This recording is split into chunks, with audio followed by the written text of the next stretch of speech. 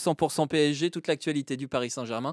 C'est avec Romain Bédouc. Bonjour Romain. Salut Grégoire, salut à tous. Romain, il faut que vous nous expliquiez tout ce brouhaha autour du report éventuel du match face à Lens en Ligue 1. Alors, il va falloir être précis parce qu'il y a énormément d'éléments à prendre en compte dans ce dossier et on entend tout et surtout n'importe quoi. Tout d'abord, de quoi on parle? Le PSG va jouer son quart de finale de Ligue des Champions les 8 et 14 avril prochains face à Liverpool. Le 8 à Paris pour l'aller, le 14 à Liverpool pour le retour. Il faut savoir qu'en Ligue des Champions, il y a deux possibilités de calendrier. Soit on joue l'aller le mardi et le retour le mercredi d'après, donc 8 jours entre les deux matchs. Soit on joue l'aller le mercredi et le retour le mardi, donc seulement 6 jours entre les deux matchs. C'est un tirage au sort. Manque de peau pour le PSG, ça fait 2 fois de suite que c'est le format 6 jours qui tombe. Et entre ces deux matchs, il y a une rencontre de Ligue 1 programmée. C'est une rencontre qui ressemble à la finale pour le championnat, puisque c'est Lens PSG, le deuxième, qui reçoit le premier. Et du coup, pour pouvoir préparer au mieux la Ligue des Champions, le Paris Saint-Germain a fait la demande auprès de la Ligue de football professionnel de reporter ce match à Lens, à plus tard dans la saison. Je reviendrai sur la date parce qu'il y a aussi un petit débat. Mais alors le PSG a le droit de demander ça? Le PSG a parfaitement le droit de demander. Il ne l'exige pas, il en fait la demande. Cette demande va dans ses intérêts, pouvoir reposer l'équipe avant la Ligue des Champions. D'ailleurs, Strasbourg, qui joue aussi un quart de finale de Coupe d'Europe, a aussi fait la demande de reporter son match à Brest. Sauf que avant-hier, le Racing Club de Lens a publié un communiqué exprimant son refus de voir la rencontre se jouer à une date différente. Et Lens a aussi parfaitement le droit d'exprimer cet avis. Le club a des arguments plus que recevables, hein, d'ailleurs. Déjà, c'était prévu comme ça. Et puis surtout, repousser la rencontre à plus tard créerait un déséquilibre dans le calendrier des Lensois. Il y aurait d'abord 15 jours sans jouer, puis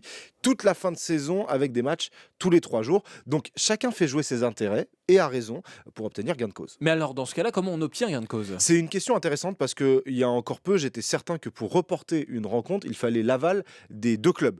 Or, je me suis penché sur les lois de la LFP et en fait, la réponse, elle est différente. D'après l'article 22 des statuts et règlements et l'article 411 du règlement intégral de la LFP, j'ai tout lu, hein. Oui, j'ai l'impression. Oui. Les modifications de calendrier sont décidées par le conseil d'administration de la Ligue de football professionnel. Il ne faut pas l'accord des clubs concernés. Et finalement, faire une demande, ça sert qu'à alerter le conseil d'administration sur une rencontre, un conseil d'administration qui se réunit d'ailleurs ce jeudi et qui donnera sa décision dans la foulée. Donc voilà les règles, il est toujours important de les rappeler. Pareil pour la date, la seule date disponible pour ce report de Lens PSG, de par les calendriers des deux clubs, ça serait entre la 33e et la 34e journée, donc entre les deux dernières journées de championnat. Et là, il y avait des débats aussi sur cette date parce que l'article 528 de ce même règlement intérieur dit « En règle générale, les matchs doivent être remis à la première date disponible et avant les 2 dernières journées de championnat. » En règle générale. Sauf que là, il n'y a plus de première date disponible avant les 2 dernières journées de championnat. D'ailleurs,